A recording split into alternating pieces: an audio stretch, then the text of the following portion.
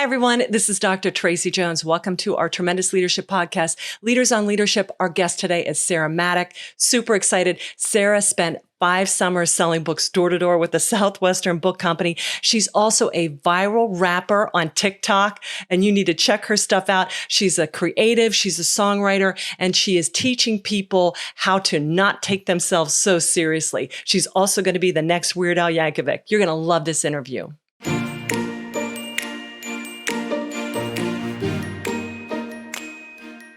You're listening to Tremendous Leadership with Dr. Tracy Jones. Hi, everyone. This is Dr. Tracy Jones. Thanks for tuning in to the Tremendous Leadership Podcast, Leaders on Leadership, where we pull back the curtain of leadership and find out from leaders who have really walked the walk and talked the talk how they did it. And we talk about what they did to pay the price of leadership. And today, I am so excited on so many different fronts to have my special guest. Her name is Sarah Maddack. And Sarah spent 5 summers in college, knocking on doors, selling books with Southwestern Advantage. So now you know why I'm so excited about this. She's now based in Nashville, Tennessee. Stay close to the book hub, and she's growing her platform as an entertainer, a songwriter, and a rapper on the app TikTok. And I will let her explain that to you. For those of you not familiar with that, you got to check her out. She's got some mad rapping skills and just hysterical and so creative. And she promotes emotional intelligence and a positive mindset with her music, and we love that. Sarah plans to be a full-time entertainer by the end of 2020, and we are going to help her meet that goal. So Sarah, welcome. Thank you. Thank you. I'm excited. I don't even know where to go. I'm just like a squirrel running around like, oh, TikTok. Oh, she's a musician. Oh, she's a creative. Oh, she's a young emerging leader. Oh, she's a book girl. Where do we start? First of all, tell them about what you do on TikTok, what that is and what you do on there. Okay. So for anyone who's listening who doesn't know what TikTok is, it's basically Vine 2.0. And if you don't know what Vine is, basically it's an app completely based on content creation. A lot of it's comedy. TikTok's pretty unique though, because it's partially comedy, partially infotainment. It could be. But what I do on TikTok is I have become a female rapper. So kind of out of nowhere. My background is that I'm a songwriter, but the basic thing that I do after a couple crazy things that happened is I do 30-second silly raps based on suggestions from my followers primarily. So just combining any of the most random things you could think about. And then I also do purposeful ones as well about what Tracy said, emotional intelligence and everything. So I love it. Well, I listened to one on a hippopotamus, which was brilliant. I mean, you rap and you're mad skills rhyming. Can you give us an example of one of your TikTok raps? Yes. Okay. Prepare to pay attention for at least 40 seconds. It's a 40-second rap. Okay. So here's the viral one. I had 2 viral, but this one is currently at 10.1 million views on TikTok. Yeah. Crazy. So here we go. Okay. Hey, would you listen to me? There's a cool new way to get vitamin C. It's a whole lot better than a vitamin C. We go back to the garden like Adam and Eve, but there's a plot twist. You're probably wondering where I got all this because I'm only doing citrus with the best business. So I get it from a hippopotamus. You always got a fruit stand on the corner. Never seen anything more oranger. And he makes a lot of money because the price is high, but he's got to feed his family of hippopotami. So $47 each is pretty typical. And then you pay a service fee, but it's minimal. And I know people think that he's a criminal, but why do they got to be so hypocritical? I love it. I listened to the one this morning. That is so, his family of 5 of hippopotami. I love that. That is so cute. So check her out, Sarah. And we're going to hear at the end where you can find out on this. So Sarah, before we get into the price of leadership, because I know you got some book stories, I only sold for 2 summers with Southwest Book Girl. We're book girls, right? That's right. We're like creme de la creme. We're like Wonder Woman is like down here. Here's book girls up here. Okay. And rapper book girls are like off in Elon Musk land. Okay. So how did you do it for 5 summers? I did it for 2. So talk to me. Did you build a team? How did you hear about it? I want to hear about how you got into Southwestern. Oh my gosh. You know what's so silly? I just got chills from you just asking that question. Like, it is that meaningful to me. I tell people all the time, door-to-door sales changed my life forever. How many people can say that? Every book person, but it's like, I really almost want to write a book that's called that. And basically when I was at Indiana University, I'm from Indiana, I got a random phone call from a Pennsylvania number, and it was a voicemail from a guy named Dave. So then I met Dave, And he had actually, it was kind of a unique thing. He had this club on campus called Lead, where they taught leadership principles. And then there was this internship for the summer where you learned these principles by running your own business, selling books. And so, I talked to Dave for like 2 hours. I just thought he was the most amazing person I had ever met. He was such a good listener and confident, didn't take himself too seriously. Mm-hmm. I just adored him immediately. And actually, when he started talking to me about the internship, I was so convinced this is my destiny. Like, it wasn't difficult to get me on board with this kind of unique job idea at all. It was difficult to get my parents on board, who are wonderful people. They are kind of helicopter-y, and that's okay. They're wonderful. They're my best friends. But at the time, I was 19 and they were used to traditional forms of work. So an 80-hour week door-to-door sale across the country job for their little teenage daughter was like, what? So here's an example of me seriously fighting for something I really believe in, because I had such good discernment with who Dave was and what the program was. So my dad wrote an 8-page essay to me on why I cannot do it, why it's not legit, why it's just not a good idea. 8 pages. Wow. Yeah. So, and that's just how we do stuff in our family. He's like, has his master's. We're all super academic-y, verbal. We can all write really well. And so I wrote him a 3.5-page essay, not as much, but still 3.5 pages, refuting all his arguments and telling him why I need to do it and why he's wrong, and that I love him, but I want to do it. Mm-hmm. So basically, I sold him on that enough for him to meet my manager in person. He said, "Okay, this guy's legit. I like him too. Okay, you can do the book thing." So thank God. Yes. Yeah. Incredible. Yeah. And now, go ahead. I was going to say, now he's so grateful I did that. Yes. He tells me, like, so you built a team of people. How did you come back and that's the thing you do the first summer, and then you come back year after year and build it. Did you build a big team? Yes, actually. Yeah. That was what I was best at out of the three things you can do at Southwestern: sales, leading an organization, and recruiting. Truly was best at recruiting. Yeah. I did that for my 4th and 5th summer. I was a full-time recruiter and organizational leader. Okay. Well, I really want to dive into this because you're fresh from the trench. When was the last summer that you sold, Sarah? 2018. Awesome. So, I just got an order from them. So we are still really big involved with them and stuff like that, and just love everything they're doing, and talk about, our book girls. And they sent me the shirt. My foray into Southwestern was my dad. I was the 5th out of 6. By that time, he's like, "You're not staying home for the summer. Go do, if you can sell, if you can knock on a door, if you can cold call and make a sale, that's one of the hardest things in life you're ever going to do. Go do that." And I'm like, yeah, I was your age. I'm like, let's get this hard stuff out of the way before we can go on with life. And, I did that for 2 summers. I was in Blacksburg, Virginia, and in West Virginia, right on the Tri-City area, Princeton, West Virginia, Bluefield, West Virginia. And I can remember after my book girl stuff, I went into the military, and I was in a military academy, and they're like, flaming, yelling at you. And I'm like, you have no idea. I have sold books door to door and made calls. This is nothing. You know what I'm saying? So it really taught me toughness. So let's go into this, Sarah. Thank you so much for sharing me your background, your journey, and what you're doing now. And I want to talk about the price of leadership. So my father wrote a book, one of our life-changing classics, one of his most poignant speeches. And he knew what it took to be a leader. It's beautiful, it's joyful, it's triumphant. It's also hard as heck. You wonder if it's willing, and why nobody will do what you want them to do. So there's a lot of things that go along with the flip side of leadership, but we all know that that's par for the course. It takes work. But one of the first prices that he talks about is loneliness.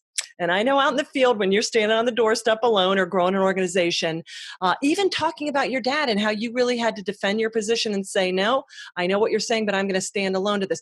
Talk to me about loneliness as a leader, what that means for you, and what you would recommend to our leaders listening. Absolutely. It comes with the territory, or comes with the turf, you could say, for Southwestern. But I would say, when I think of loneliness, man, I think of Sundays on the book field, because we had group Sunday meetings. Right. And even though, ironically, that's the day you all meet up as a team, that's a day where, when I was leading a team, you have to make a lot of executive decisions while other people are, I remember we went to play Topgolf in Oklahoma. Mm-hmm. I did not play because I was busy having one-on-ones with my team, building them up, talking to them about their numbers the week before. So that all the time. And you have camaraderie with the other leaders, but it's limited because most of the time you are working and you have to choose the benefit of the team over, I want to go, play Topgolf. Right. I mean, that's really important. And it's tough when you're younger because those are the funnest times. I mean, everybody my age reflects back now about when we were younger, we had so much, even the military.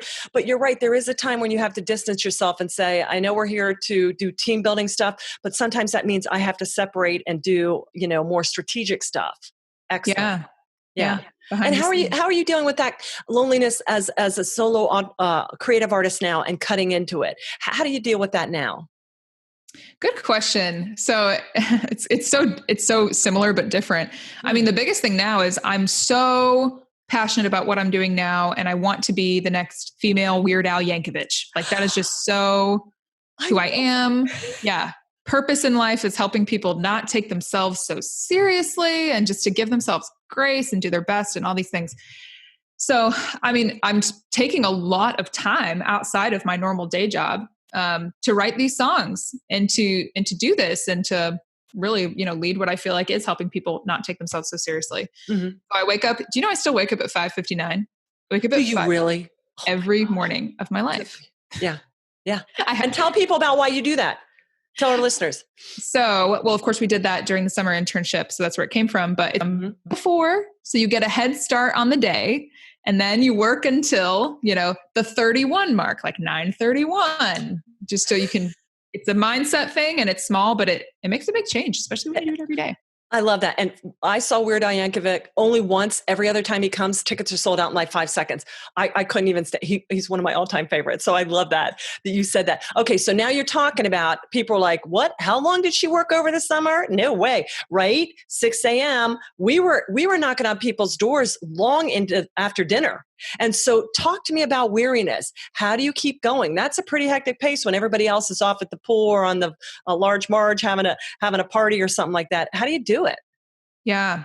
Yeah. I mean, the biggest thing, and I'm sure you talk about this a lot on your podcast, but is not having a victim mindset. And in fact, instead of saying, poor me, because, we talk about self-talk all the time. And I want to say good at it. I just mean I did it constantly. I really utilized that thing of talking out loud to yourself, verbally saying, for me personally, how they say sometimes when you're weary or when you're tired and you're talking out loud, you're saying, I'm awake, I'm alive. For me, that didn't work as much. But what really worked for me was saying, I'm tired, but I'm going to do the work anyway. I want to go home, but I'm going to feel so good about myself as a leader. I'm going to feel so confident if I keep working, and I'm going to feel so much better later and tomorrow. Absolutely. And you push through it. And one of our other guys, Bob Berg, go-giver, huge, endless referrals, huge author. He said the same thing. Just read that. I just read that. Well, he was literally on last week. No way.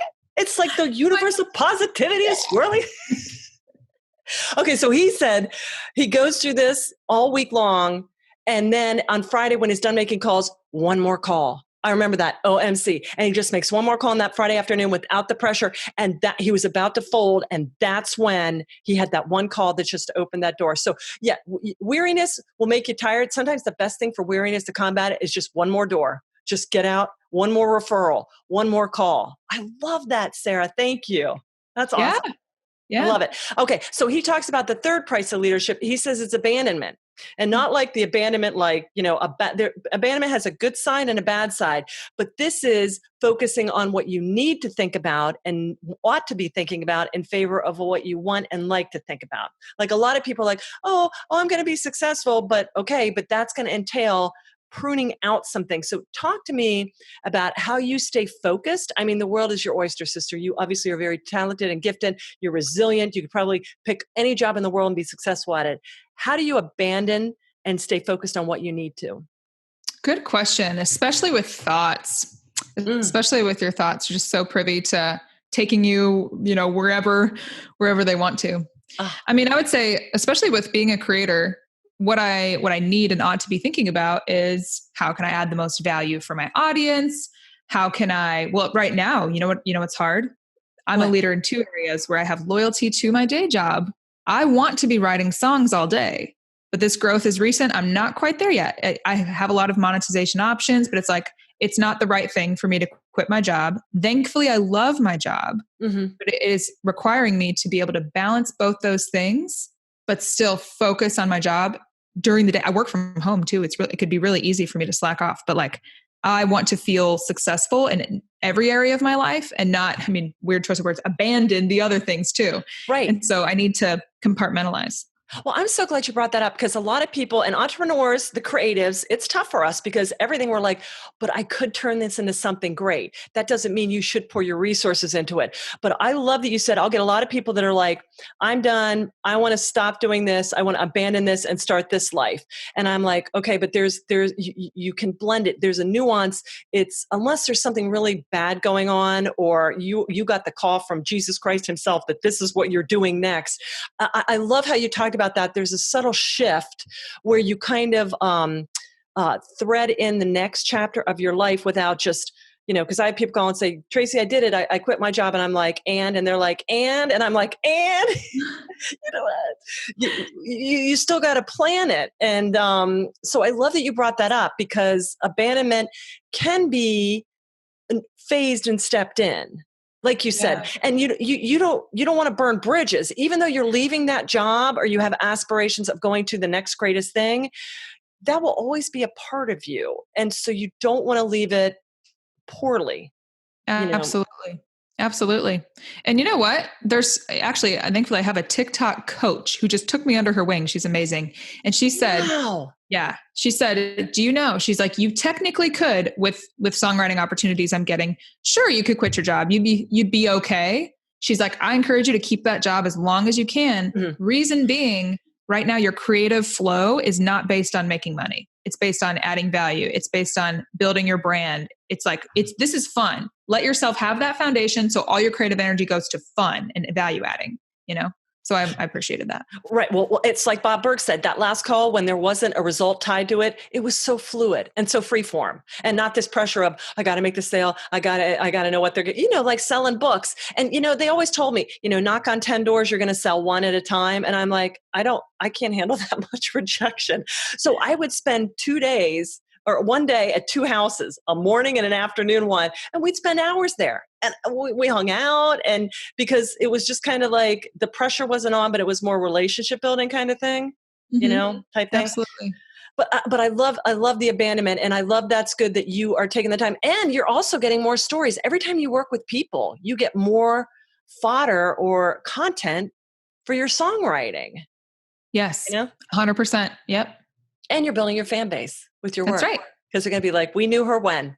Yeah. They're so encouraging. Yeah. Weird Sarah Maddack. Yes.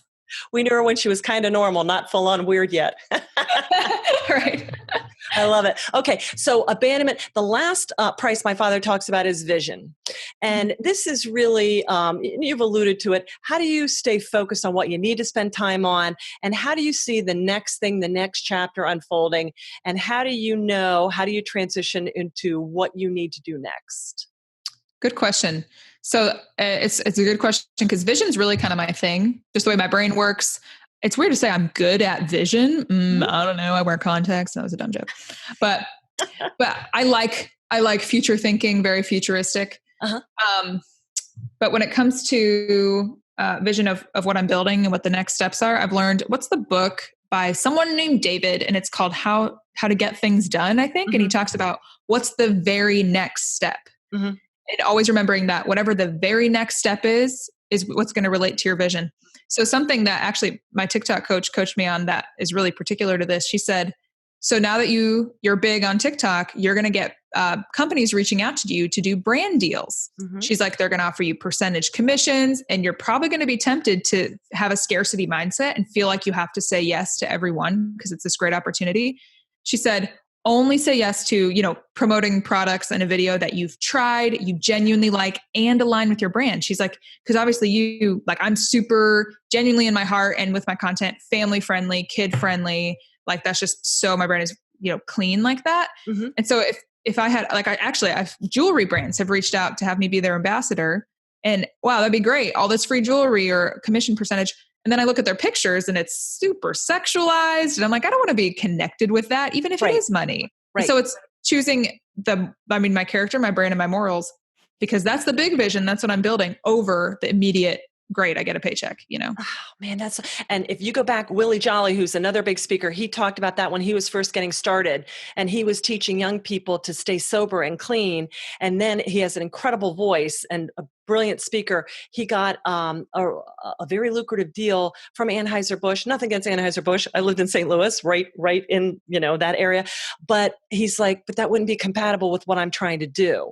And he turned it down and gave it to somebody else. And in the end, he got so many more deals that stayed true and congruent to his values and vision. Yeah, because your vision will erode. If you start chinking away at it or tarnishing it, you're mixing the streams. Yes. Yeah. 100%. Excellent. All right, Miss Sarah. Well, thank you for that. Oh my gosh, you have so much wisdom. That's so awesome. Thank you. I'm so glad. I'm just so glad you've got your solid foundation and you're standing for what you want to stand for, especially because there's a lot of wonky, crazy stuff out there. And that's good to hear that we can get on TikTok and enjoy you in a family-friendly atmosphere. Yeah. Yeah. Lots of kids like my content. And I know everyone says they love kids, but I really love kids. And I see reaction videos of moms who will show their sometimes their little 1-year-old baby dancing to my little hippo song. And it's like, I know, that's odd. And the rhyming, the whole Dr. Seuss, that's what we grew up in. That's what I thought about your hippo one. I'm like, because my dogs write children's books and we do school presentations and character development. I'm gonna see if I can have you call in and do a couple raps for the kids because they would love that. Awesome. That'd be awesome. Yeah. Well, Sarah, what else? I mean, we covered a lot of different things that you've got in your journey, and you shared some really tremendous insights. Anything else you want to share with our leaders as we're wrapping up the Leaders on Leadership? Yeah. I mean, I would love to share for my own self-promotion, to be honest, but also just because I think it's really value adding. I'm working on a book all about not taking yourself so seriously. Okay. So that'll be out in September. The writing process, I just finished my rough draft, so it's not like I can even say a title. Right. But the biggest thing is I'm excited about that because at the core of it, I'm talking about how to stop taking yourself so seriously or life or, all the little inconveniences of life so seriously that limit you with perfectionism and pressure from my own unique perspective and my own life story. So, yeah. Well, I can't think of anything more needed now in a society that's so angry and mad and offended by everything. It's like, whoa. So I love this. And my dad would always say that we need to have thick skins and soft hearts, not hard hearts and thin skin. And so I love that you're promoting that message. I love it. Yeah. All right, Sarah, but how can people stay in touch with you? Where can they find you? How do they get in the know so they can find out about your book and when your TikTok stuff comes out, all that good stuff? Yes, super simple. The best way to find me is really social media. I haven't made an official website now, so if you don't have Instagram or TikTok, you can look me up on Facebook. If I trust you, it's all good. But I would say for now, Instagram is at Sarah Sarah Maddack Maddack, and then TikTok is at Sarah same thing _ Maddack Maddack. Okay, and you're on YouTube too, right? Yes. Okay. Yeah. You can. I just subscribed today, so go out there and subscribe. We'll put all these links down there so people can stay in touch with you. What's your YouTube channel? It's Sarah Maddack, Sarah, and then Maddack. I love it. All right, Sarah. Well, sister, thank you so much. And do you still go back? I was talking to Southwestern about what they're going to do with the COVID, if they're still going to do that or how they're going to do that. Have you been in touch with any of them about what's going on? So the secretary of half of the kids lives with me. She's my roommate. So I'm super connected. And our other roommate is a book girl too. Her name's Claire. And she's marrying a book guy who I can introduce to them. Just saying, introduce them. Love on the book field. Oh, nothing better. Yeah. So I'm connected. They're doing great. I know. They're doing great. They did virtual sales to be safe with COVID and everything. And now, they're still being safe, but they're knocking on doors, and it's super cool. My friend who's working nearby after a Sunday meeting came by for an hour, and we got to have a little PC, basically personal conference. And she hit PC. Wow. And then she hit PC President's Club, 600 units the past 2 weeks. Like she's having her best weeks ever. It's great. good things are happening. That's incredible. And for all you people out there, if a book girl or a book boy comes knocking at your door, you be sure and let them in and look at their lovely wares, because there's nothing better than just to encourage them. And until you've been on the other side of that door, have some grace and encourage them. They're working their way through school. They're earning a living. They're part of what makes America great is small business enterprise. So I just can't say enough great things about Southwestern. And Sarah, I know you were an incredible asset to them and continue to be. And I just want to thank you for what you shared with us and all you're doing to encourage people all over the place. Thank you. Thank you. Thanks for having me on. You're welcome, sweet. All right. Well, you have a tremendous summer. And to our listeners, thanks so much for tuning in and have a tremendous day.